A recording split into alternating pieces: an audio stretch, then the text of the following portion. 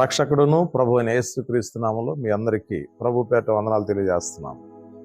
దేవుని మహాకృపను బట్టి ఉదయకాల సమయంలో మీతో కలిసి దేవుని వాక్యం పంచుకోవడానికి పరిశుద్ధాత్మ దేవుడు నాకు ఇచ్చిన మంచి సమయాన్ని బట్టి ప్రభుకి స్తోత్రాలు. ఈరోజు దేవుని వాక్యం చదువుకుందాం. యెషయా గ్రంథము నుండి 9వ అధ్యాయము 6వ వచనం. ఏలయనగా మనకు శిశువు పుట్టెను, మనకు కుమారుడు అనుగ్రహింపబడెను, ఆయన భుజం మీద రాజ్యభారం ఉండును, ఆశ్చర్యకరుడు, ఆలోచనకర్త, బలవంతుడైన దేవుడు, నిత్యుడగు తండ్రి, సమాధానకర్తయగు అధిపతి అని అతనికి పేరు పెట్టబడెను. దేవుడు తన పరిశుద్ధ వాక్యమును దీవించునుగాక. దేవుని బిడ్డలారా చూడండి, యెషయా గ్రంథంలో ప్రవక్త చెప్తున్నటువంటి ప్రవచనం అద్భుతమైనదండి. ఏలయనగా మనకు శిశువు పుట్టెను, మనకు కుమారుడు అనుగ్రహించబడినని దేవుని వాక్యం అంటుంది. అవునండి, ఈరోజు ప్రతి కుటుంబంలో యేసుక్రీస్తు వారు జన్మించి ఉన్నారు. ప్రతి కుటుంబంలో యేసుక్రీస్తు వారు జన్మించాలి. అలనాడు పరిశుద్ధాత్మ చేత గర్భమును ధరించి కన్య అయినటువంటి మరియ యేసు ప్రభుకి ఎలా అయితే జన్మనిచ్చిందో, ఈరోజు ప్రతి ఒక్కరి జీవితంలో, ప్రతి ఒక్కరి హృదయంలో కూడా యేసు ప్రభు జన్మించాలి. కన్య మరియ ఎలా అయితే ఉత్తమురాలైనదో, కన్య మరియ ఎలా అయితే ఆశీర్వదించబడినదో యేసు ప్రభుకి జన్మనిచ్చి, ఈరోజు కూడా యేసు ప్రభుకి నువ్వు స్థానం ఇవ్వాలి. ఎక్కడండి?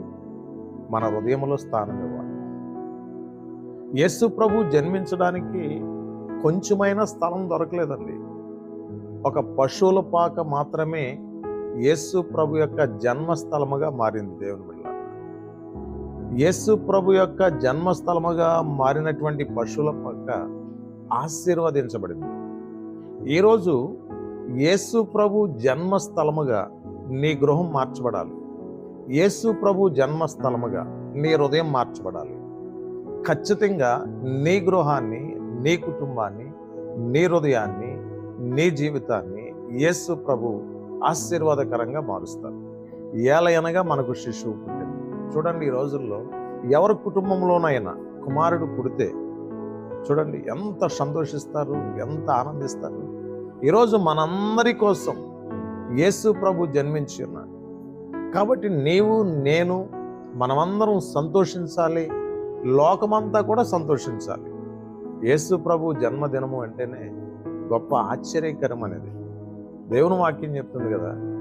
ఆయన సమాధానకర్త అయి ఉన్నాడు. దేవుని బిడ్డలారా, ఈరోజు నీ గృహంలో, నా గృహంలో మనం సమాధానం కలిగి జీవిస్తున్నామంటే యేసు ప్రభు వారు జన్మించి ఉన్నారు కాబట్టి, ఆయన మనుష్య కుమారునికి లోకానికి వచ్చారు కాబట్టి ఈరోజు నీ కుటుంబంలో, నా కుటుంబంలో సమాధానం అనేది ఏర్పడతా ఉంది.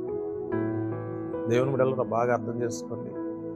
ఏలయనగా మనకు శిశువు పుట్టెను, మనకు కుమారుడు అనుగ్రహించబడి. నీవు సంతోషించాలి. ఆయన మనకు అనుగ్రహించబడి ఉన్నాడు అని మనం సంతోషించాలి, మనం ఆనందించాలి. మనతో పాటు అనేక మంది సంతోషించేటట్లు చేయాలి. దేవుని బిడ్డలారా, అసలు యేసు ప్రభు ఉన్నటువంటి గృహం ఎంత సంతోషంగా ఉంటుందండి. యేసు ప్రభు ఉన్నటువంటి గృహం ఎంత ఆనందంగా ఉంటుందండి. దేవుని బిడ్డలారా, పశువుల పాక గురించి ఈ రోజుకి కూడా దేవుని వాక్యంలో అనేక మార్లు మనం చదువుకుంటా ఉన్నాం. దేవుని బిడ్డలారా, ఈరోజు చాలామంది జీవితాల్లో వారి వారి కుటుంబంలో చక్కని స్టార్స్ను పెడతా ఉంటారు. చాలా చర్చెస్ దగ్గర పశువుల పాకను కూడా ఏర్పాటు చేస్తూ ఉంటారు. ఈరోజు దేవుని వాక్యం చెప్తుంది కదా, నీవు, నేను సంతోషించాలి అని అంటే మన హృదయంలో యేసు ప్రభుకి స్థానం ఇవ్వాలి. మన కుటుంబంలో యేసు ప్రభుకి స్థానం ఇవ్వాలి. మన గృహంలో యేసు ప్రభుకి మనం స్థానం ఇచ్చినట్లయితే ఖచ్చితంగా ప్రభువారు నిన్ను, నన్ను ఆశీర్వదించి మనందరినీ ముందుకు నడిపిస్తారు. మీ అందరి కోసం నేను ప్రార్థన చేయాలని ఆశపడుతున్నాను. ప్రార్థన చేసుకుందాం. మహాపరిశుద్ధుడైన తండ్రి, మీకు స్తోత్రాలు, వందనాలు నాయన. ఈరోజు నీ వాక్యం ద్వారా అనేక విషయాలు మా జీవితాల్లో మీరు మాట్లాడినందుకు వందనాలు. ఎన్న వాక్యం ప్రతి హృదయంలో భద్రపరచబడులాగిన సహాయం చేయండి స్వామి. పశువుల పాక నీ జన్మస్థలముగా మారింది నాయన. ఈ రోజుకి పశువుల పాక గురించి అనేక మార్లు మేము నీ వాక్యంలో చదువుతూ ఉన్నాం. ఈరోజు మా కుటుంబాలు, మా గృహాలు, మా జీవితాలు, మా హృదయాలు నీకు జన్మస్థలముగా మారునట్లు సహాయం చేయండి. ఎంతమంది అయితే ఈ వాక్యాన్ని వీక్షిస్తున్నారో వారందరినీ వారి కుటుంబాలను దీవించి ఆశీర్వదించి బలపరచమని యేసు పరిశుద్ధ నామములో ప్రార్థన చేసి వేడుకొనుచున్నాము తండ్రి. Amen. God bless you all. దేవుడు మీ అందరినీ దీవించును గాక. Praise the Lord. ఆమేన్.